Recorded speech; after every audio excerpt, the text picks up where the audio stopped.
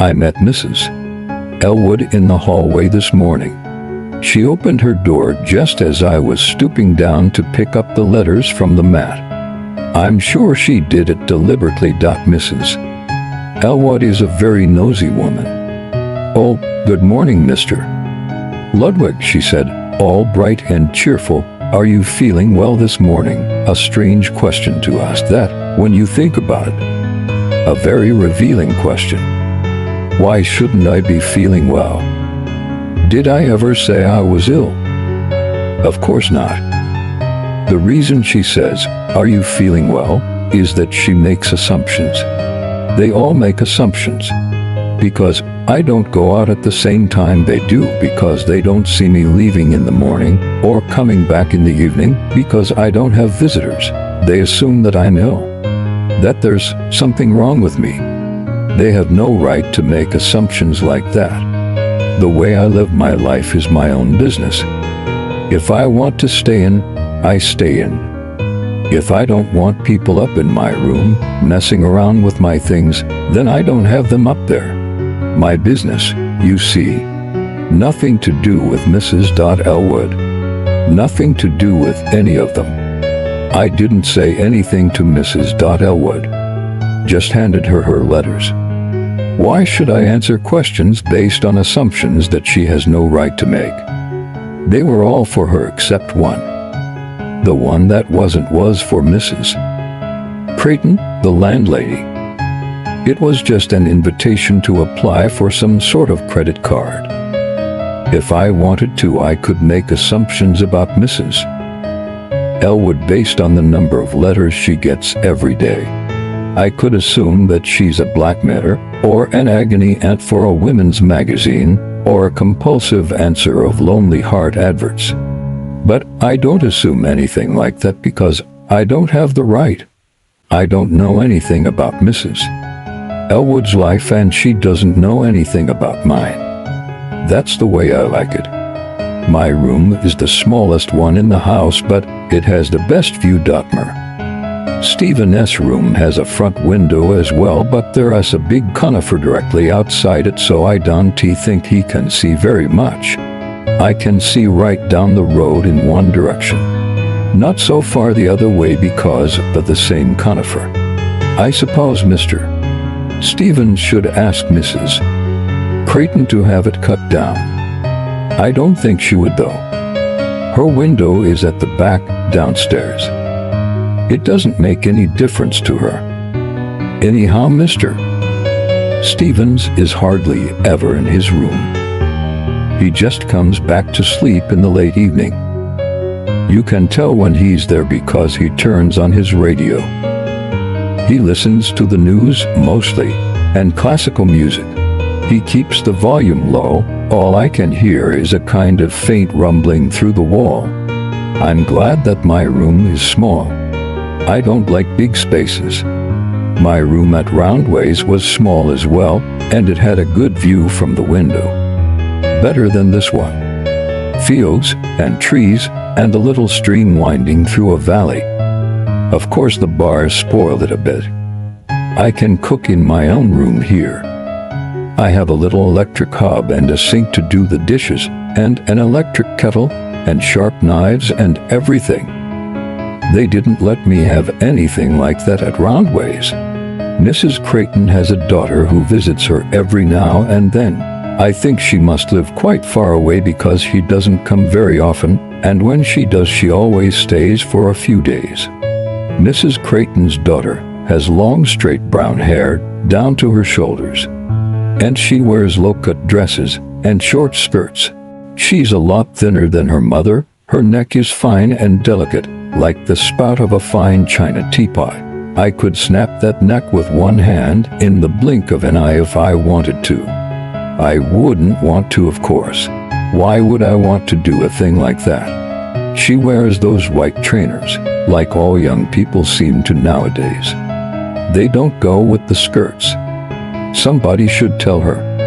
I'd prefer to go out late at night when there aren't very many people around. Spaces don't look so big at night. The scale of the world becomes more comfortable.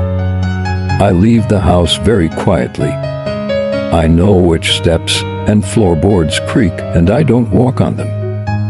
I open the front door very quietly. I oiled the hinges of the front door myself. I'm a very considerate person. I walk to the all-night supermarket on the dual carriageway if I need any groceries. I can get there in about half an hour if I'm in a hurry, but I'm not usually in a hurry.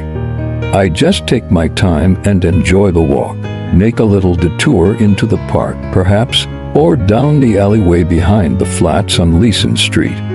It's hard to get away from the street lights in a big city like this, but I've found a few places where you can. You would be surprised what goes on in a big city, in very dark places, very late at night.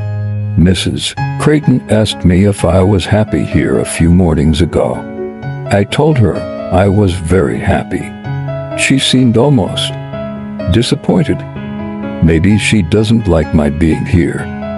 Maybe she would like me to leave. But that doesn't make any sense.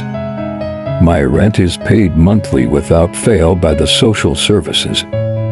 I don't smoke or drink or make noise or have strangers in my room or make a mess or cause anybody a problem. She should be pleased to have a lodger like me.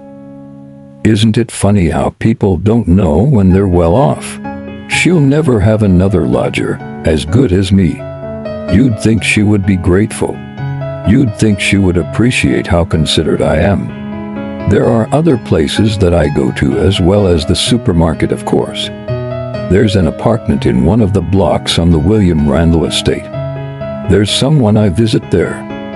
The lift always smells of urine. But that's private. You don't need to know about that. I go down to the towpath as well sometimes and walk along by the side of the canal. It's very peaceful down there, just one or two houseboats tied up, and now and then an old homeless man sleeping under one of the bridges. When I first used to go there, you would see a few younger people as well. There was drug dealing going on there. That, and worse. I like to think I've been instrumental in some small way in cleaning it up. People don't go there very often now. Not late at night. Not after that unfortunate business with the Australian girl student.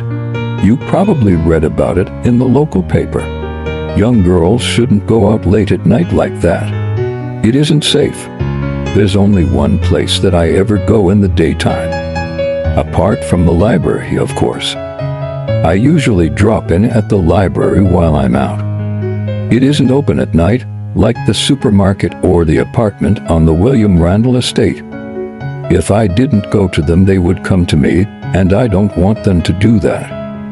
I don't want the people in this house getting to know about my business, or people coming up to this room, messing around with my things. They ask me how I am, and I tell them I am very well, and they give me my medication for the next fortnight, and I take it home. That's all there is to it. And for that they get paid quite a lot of money. They get to sleep at night as well. Not like the nurses at Roundways who had to pull back the blind on my door and look in every half hour. They have it easy down at the clinic. I suppose you're wondering what it is I do in here all day long. I know Mrs. Elwood wonders. She thinks about me a lot. A couple of times she has knocked on my door and tried to see into my room. She makes up excuses, like there's a package for me or she needs to borrow something. That's why I like to get to the mail before she does in the morning, so that she doesn't have an excuse. In fact, she doesn't seem to try it anymore. I think I've got through to her. No, it's very simple, really. I like to sit quietly and think. People don't do that often enough, you know. I read a lot too. I've always liked reading. And I have my albums and my collections that I like to keep up to date. I buy the papers when I go to the supermarket for my groceries, if there's anything in them that I want for my albums. I cut things out and I paste things in. It doesn't make any noise or keep anybody awake. It's a very considerate hobby. I cut out pictures and articles that interest me and little mementos. Things like a student identity card and a couple of Australian dollars.